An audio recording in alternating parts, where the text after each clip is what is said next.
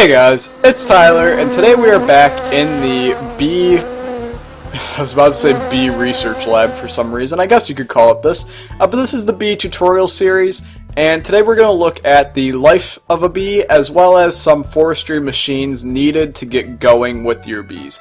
So I set up some little crafting recipes here just to show you. We have the carpenter, simply made with bronze and these sturdy casings, which is a bunch of bronze. So there's the carpenter. We also have the centrifuge, which is basically the same recipe, but instead copper. We also have the squeezer, which, imagine that, same recipe, but instead tin.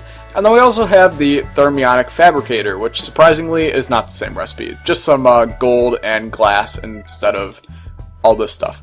So I have these set up right on our power line, and I'm just going to show you a little quick example of what all of them can do. So in this guy I have set up to make the Beealyzer, which we're going to use today.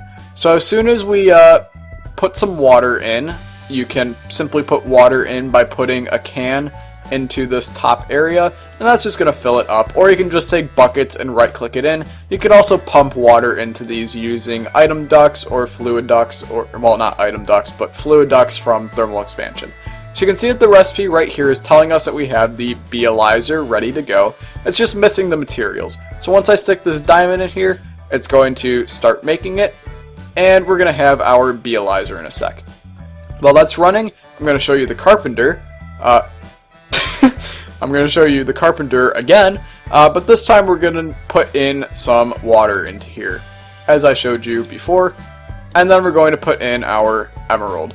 And this should have made, yeah, the item's just not showing up in here for some reason, but this is going to make the Apiaris database, which is super cool. So now we have our Beealyzer. I'm going to show you what he does in a little bit that's going to help us to examine our bees, but there we go, Apiaris database. Now once we get this guy, this is kind of, think of it as your, I'm not going to say checklist, but it basically is a database for all of the bees that you have found. And I'm going to show you this one, but then we're going to upgrade it. We also have the centrifuge, which if you have any honeycombs that you get from your bees, you can just put them into the centrifuge, and that will take a little bit of time to get that all good. And it's going to turn that honeycomb into whatever the materials are that you get from that comb. So from this we got some honey drops and some beeswax. We're going to use these honey drops in a sec. We also have the squeezer, which is used to make seed oil, as I can stick seed oil right into here and get that squeezing into the very little seed oil that it produces. I also want to show you exactly how to make apiaries, because I talked about that. You're going to need seed oil cans. We'll just put those right into there, and that's going to fill up real nice. And then we're just going to grab some oak wood and make the pattern of that. That's going to give us these impregnated casings. We're just going to put some wood in there, and then as that goes, that's going to make these impregnated casings needed to make the apiaries. Awesome. Really cool. We also have the thermionic fabricator, which shouldn't be a lot of use for us if we're working with bees, but if you are working with forestry in general, you are going to need this guy to make the multi-farms or anything along those lines. I figured I'd just make it and show you it. You need to fuel it with some glass in here and then put your recipe into here. Super cool. So I have over here this little guy set up, and that's because we're going to need to put in the database into there to make the data bank. However, I do want to show you what the database does before we transform it. So if we right click with this guy, it's going to open up a nice little interface, and we can see the Edenic bee. And the reason we have this guy in here is because we did actually breed him, I guess you could say, in that one apiary outside in the previous episode. Now you can see not a whole lot here about this guy. I'm not sure why it's doing that. We might need to create a bee real quick just to see. I'm wondering if this is going to work. Forest, does that add it? No. Okay. Maybe once we, yeah, that's probably how it's going to be. So let's grab our bees. We have them sitting in here. Let's just grab the rocky and the water for the fun of it. So we can open up the Beealyzer, and it has a really complicated interface that appears to be at first, but it's really not. It's just broken down into simple sections. We're just going to grab our honey drops, we're going to put them into the top right, and then we're going to put in the bee that we want to analyze. So it's going to use up a honey drop here, but that is perfectly okay. So we can see the active and inactive species. In other words, the active trait is your dominant trait, and your inactive is kind of your recessive if you want to work with genetics there. That's not entirely true, but it's kind of how you want to think about it when you're working with bees. You can see that the lifespan here is short, which is good if you want to breed, but not good if you want them to produce a lot. The speed is slowest, which is painfully slow because it's not going to produce a lot of materials as you run them. The pollination is also slowest. That's the pollination of trees. So if you want good tree breeders, you're going to want a higher pollination. The flowers are rocks. Every bee has its own flower that it needs. If you remember in the first episode, I had some wheat over by the monastic bees. That's because that actually is their flower. They need wheat. Now, if we had these rocky princesses, we would just place some cobblestone or stone down by them, and they will use that as their flowers. And the bees won't run without their flowers, and I'll show you that in a little bit. The fertility is how many drones they're going to have once they die. So these aren't the best if you want to stockpile a ton of drones, but if you don't want to stockpile a ton of drones, then these are good because they're only going to give you one back. And then the area is if they had an effect, as well as their pollination. How far is that going to be? So 9 by 6 by 9. That's a not bad range of how that's going to do stuff. Not the best, but certainly probably not the worst. We also have the second tab, which is going to show the certain traits that they have with climate. And you're going to see they have a temperature tolerance and a humidity tolerance of up 1 and down 1, which is really nice because they can work in most places. You also have that they are diurnal, so they work during the day. They are nocturnal, which they work at night. They are flyers, which means they work during the rain. And they're also cave, which means they don't need a clear path to the sky above them in order to work. These are actually really good bees to get traits off of. And when we get into the pure bee genetics using extra bees, we'll definitely be using the rocky princesses to get some traits off of them. This also shows what the possibility to produce stuff is. So they have a possibility to produce rocky combs, which are not that great. And then it also shows the possible mutations that these can turn into. And as you find them, this will fill out with all the certain mutations, which is really cool. And then we just have some simple cool stuff by Benny about the kingdom, phylum, class, order, family, genus, species, about the bee, where it comes from, stuff like that. And then some little funny jokes in there. So then we can take this bee out, and I just want to compare it to the water princess.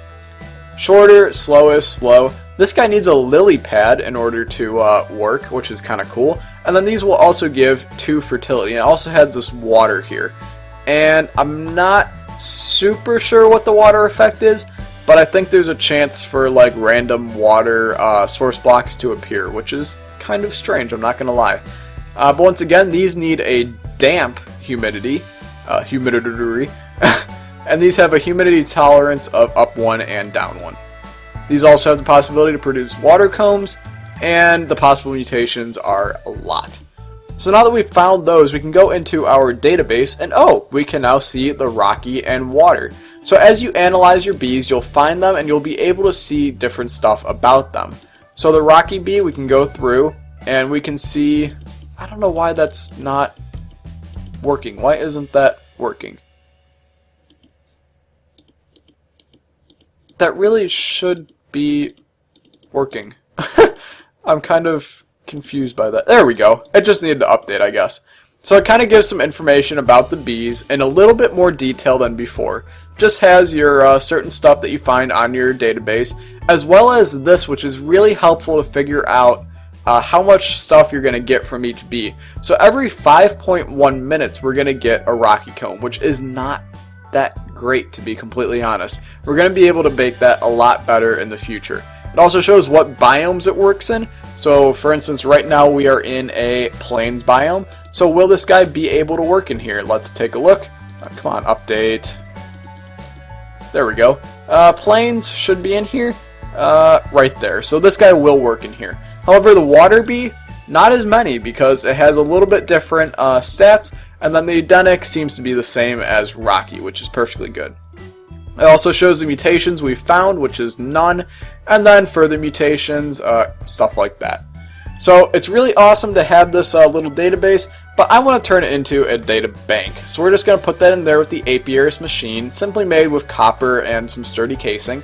And this is basically a block that you can place down to see your bees in here.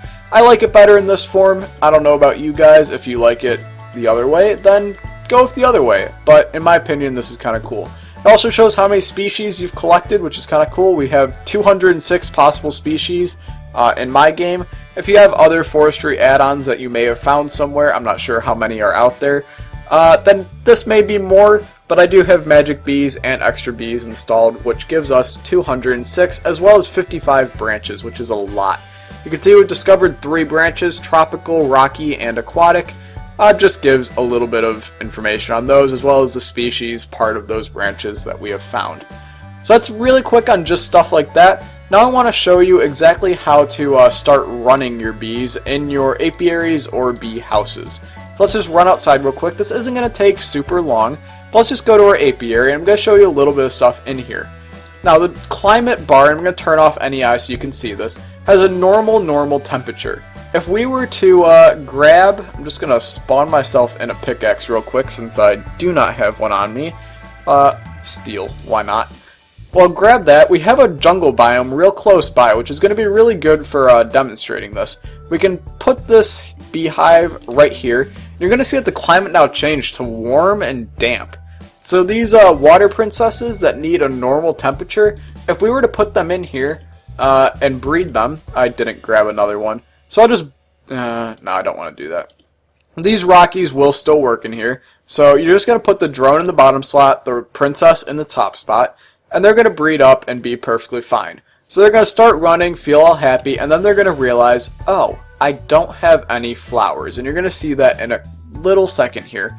These should still work because of their temperature and humidity tolerances, but the watery probably would not have worked. They wouldn't have worked because the climate here is warm and they need a normal climate. So after the bee life tick, which is 27 seconds, I believe, this guy will realize I don't have the correct flowers. So then he's going to stop running completely until he gets the right flowers he needs. So we're just going to grab some cobblestone, and we can place that down right there, and he's going to find it pretty quickly and be able to start running again. So the no flowers will go away as soon as possible. Come on, you can do it. And you should also notice that this guy's perfectly happy, even though we have some leaves above us and possibly some wood. That's because these rocky bees don't care. They are diurnal, nocturnal, flyers, and cave. If we were to have the watery or the forest drone sitting in here, then they wouldn't actually work in here even if the climate was fine. So you're going to see the lifespan of this guy slowly starts to tick down, and it's going to go all the way down until it hits here. And as this guy runs, there's a chance for him to produce his rocky combs, as we saw, every 5.1 minutes, as it said. And then at the end, it's also going to produce a new princess, as well as a drone, since its fertility is 1, and a possible honeycomb of some sort. So I'm going to wait for this guy to die, and then I'm going to show you what that looks like.